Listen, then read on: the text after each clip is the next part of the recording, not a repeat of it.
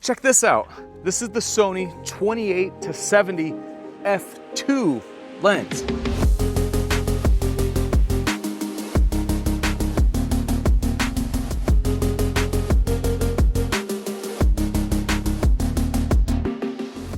It's a consistent f2 aperture, which is very exciting for anybody that wants to get super shallow depth of field.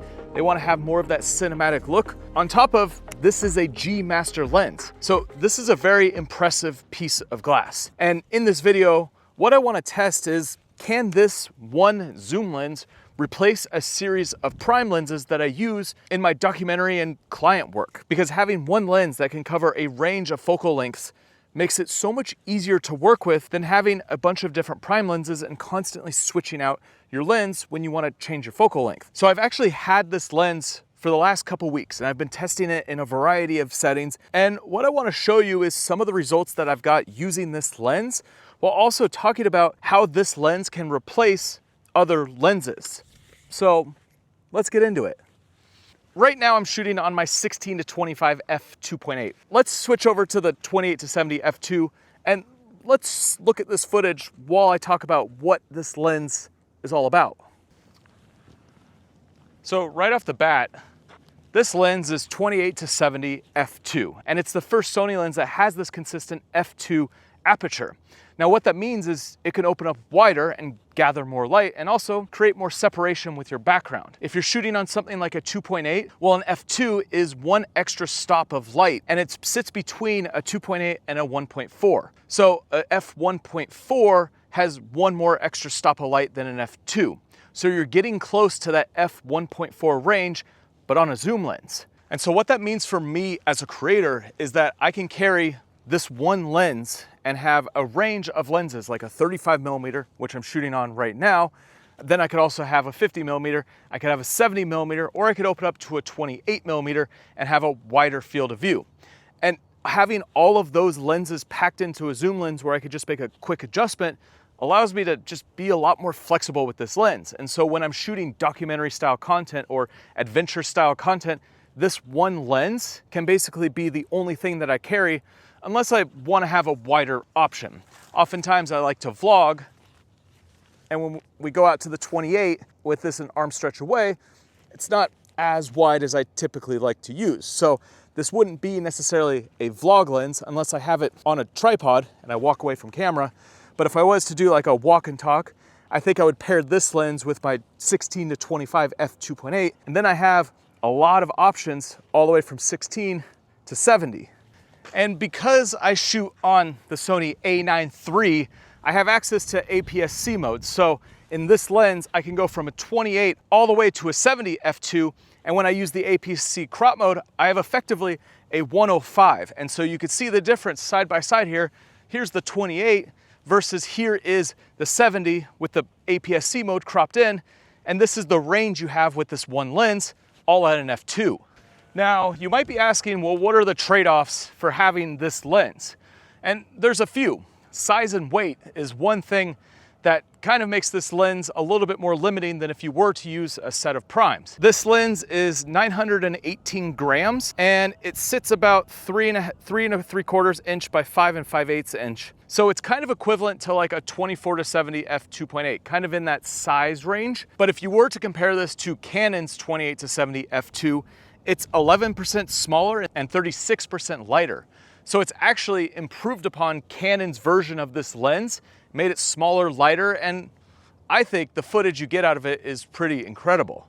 So when you're working with this lens, what you'll see is that you get very sharp images edge to edge. Like everywhere you look in this lens, it's sharp. However, when you go to the out of focus regions, you get this nice soft blur and you get this really nice bokeh. Now, some of you might not really care so much about this, but there is a difference when you're actually looking at a G Master versus some cheaper versions of lenses. And the roll off you get to the background, to the sharp parts of the image, just look really nice on this lens. And you could tell that it's a G Master. It sits right there with all of the G Master primes, but it's a zoom lens, which is why this is such an exciting piece of glass to work with. Now, interesting, it's an 86mm front filter thread. So I had to buy a random ND filter because I don't use 86mm. And you'll notice that it's not even strong enough. The ND filter that I bought doesn't bring down the exposure quite enough for this harsh light. So when I actually buy this lens, I'm gonna have to get some proper ND filters because f2 lets in a ton of light. And so you need good ND filters to be able to shoot wide open if you want that super blurry background, which is what I'm getting. If I go too far on this ND filter that I bought, you'll see that there's like polarization going on. It looks awful. So I have to open up this ND filter to somewhere around there to get a decent looking image. It is what it is. Now I've switched over to the 28mm and I'm shooting it in this vlog style. So technically, yes, I could vlog with it if I wanted to shoot like this. It will get a little heavy over time, but this is what it looks like. Now, I'm sure you want to see some footage other than just me here in this trail. So I've actually been shooting a lot with this lens. Let me show you some footage down at the beach. So this is just sunrise one morning, grabbing some different shots of the beach and just shooting it this way to get more environmental landscape style shots and play around with the autofocus in slow motion because this camera can track up to 120 frames per second in slow motion, or 120 frames per second if you're shooting photos with something like the A9 III, and you get razor sharp focus all the way up to 120 frames per second. It's pretty wild. If you're shooting 240 frames per second in HD, it will also track up to 240 frames per second. And so for shooting super slow motion, you never have to worry about the autofocus missing the shot because it's just always gonna grab onto whatever you're filming. Even when you're shooting at an f2, wide open, having this super shallow depth of field. Now also last week I was on a family vacation and I took this lens with me out to Connecticut and wanted to shoot some fall colors. So here's some more footage that I shot using this lens, and you could see the kind of footage I was able to get trying to just shoot some family events. Now I just had this lens on my A9 III just on a camera strap and I was grabbing some random stuff throughout this trip. And even though it is a bigger setup with this lens, I still didn't mind having it with me when I was shooting. It's obviously not a small, tiny lens, but it's also not a massive, huge lens. And it's definitely a lens that you can walk around with and be able to keep with you wherever you're shooting. Now, I'm actually enjoying vlogging with this, but my arm is definitely getting heavy from holding this because I'm used to such a lightweight lens versus this whole setup. Now let's test how this lens looks compared to the prime counterpart. So right now I'm shooting on a 35mm at f2, wide open, and this is what it looks like. I'm just gonna hang out here. Now I'm shooting on the 35mm f1.4 at a 1.4. So I wanted to see the difference in separation that you get and the out of focus blurry background between these and how much really there is a difference between these two shots.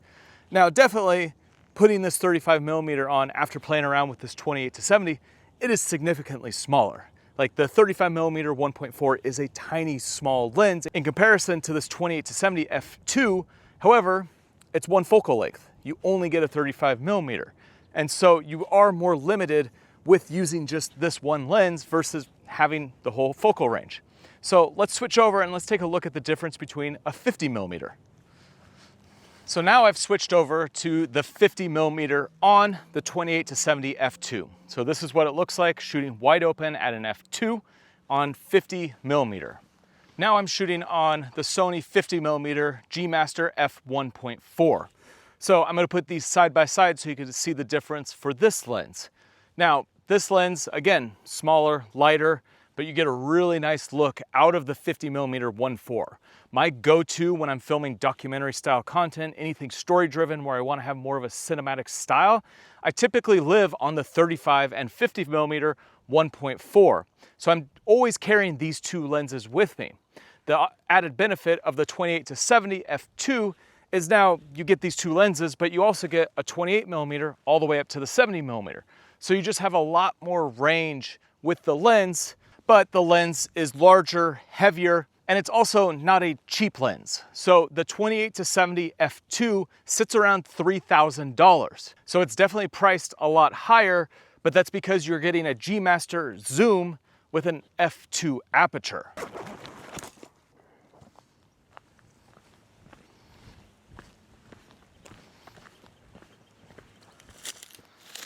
This landscape out here, so cool. It's constantly changing depending on the time of year. It's super dry from summer, and hopefully we get some rain soon so it can start turning green again. But all the footage that you're seeing in this video was color graded using my set of adventure LUTs. Built these different color profiles to work with a wide range of footage, whether it is way out in the desert, up in the mountains, out on a tropical island. All of these LUTs were designed for outdoor and adventure style videos, and they work really well when you're shooting like this. All right, let's talk about this 28-70. Cool tree.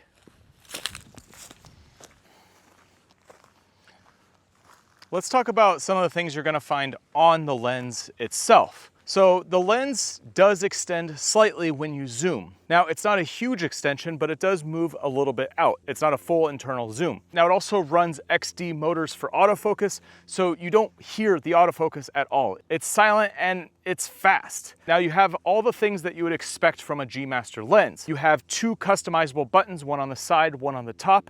You have an aperture ring, a zoom ring, a focus ring. You have the option to click or declick this lens, and you also have an iris lock. Now, one cool feature that's added on this lens, there's a way to change how you have the zoom response. So it could either be slow or tight, and that's how fast the zoom moves. Now for video, this lens is set up as a cinema lens. So there's almost no focus breathing, and when you pair it with one of Sony cameras that has the internal focus breathing compensation, you'll have none of it.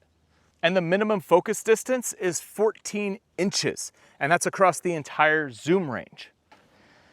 And as a video shooter, one of the things that I often use my lenses for is gimbal work. Whether I am out shooting a documentary, working on a venture project, or I'm working with clients, I always like to use my 35 and 50mm primes on a gimbal. So I really wanted to put this lens to the test and see how it works on a gimbal. And so here are some sample shots from a few client jobs I was working on recently. And you could see how I was able to use this lens to be able to capture some really awesome gimbal footage. And one of the things that happens when I work with a gimbal and a prime is that I usually just sit on one prime and I don't swap that often. But using this 28-70 f2, I'm able to switch from 28 all the way up to the 105 with the APS-C mode in this camera, and I have such a range to work with. And what I've found is that working on a gimbal, even when you're zooming, it doesn't throw off the balance. So the gimbal that I'm working with this lens specifically is the RS4 Pro. And I have a monitor attached on top of the camera, so I could see what I'm doing bigger than what's on my screen on the camera. And with this setup, having this lens that's a little bit heavier and the monitor, it makes it super easy to balance the RS4 Pro. So if you're someone who uses a setup like this, balancing it is actually easier having a monitor on top because the lens has a little bit more weight to it, so it shifts the weight balance a little bit lower. For me, I was very impressed working with this lens on a gimbal and how well it worked, especially with zooming in and out and not having to change my balance with the RS4 Pro. Now, for those of you who do outdoor adventure style videos, this lens is dust and moisture resistant. It's not 100% dust and moisture proof, but that seems to be how a lot of Sony's lenses are, and working with Sony's lenses out in the elements, I've never really had an issue when it says dust and moisture resistant. I've gotten my Sony gear soaked in rainstorms, I've taken it out to the desert in dust storms, and I've never really had any major issues with my lenses. So should you get this lens? Well, there's no denying that this lens is pretty incredible. The images look super good, the footage looks amazing, the capabilities are awesome, and you're getting a G Master lens with a zoom f2. Now, the price is pretty expensive, and if you're someone who's looking for cheaper options, well, going with the set of primes like a 35 or a 50 is going to be a cheaper way to achieve this look without having to have such a big lens. And one of the other things about prime lenses is that they almost force you to be more creative with your shots. When you're using a zoom lens, you could get lazy and just zoom in on a subject versus actually physically having to move. A lot of times when I'm out filming and I'm using something like a 35mm, it forces you to think in different ways when you only have that one focal range to work with rather than having a full zoom range. Now, I wouldn't say that's a reason to not get a lens, but it is something to consider depending on the way that you operate and that you shoot. For me personally, I'm gonna buy this lens. It's gonna be super useful for the documentary or outdoor adventure style content that I'm producing because I can bring less gear and have a whole range of lenses at super wide open at an f2. I love the footage that I've been able to get out of it, and it just looks incredible. So I'd love to hear your thoughts down below in the comments, what you think about this lens. And next, check out this playlist right here, which goes through a bunch of different tutorials on how to make adventure style videos, especially when you're out as a solo creator. I'll see you over there.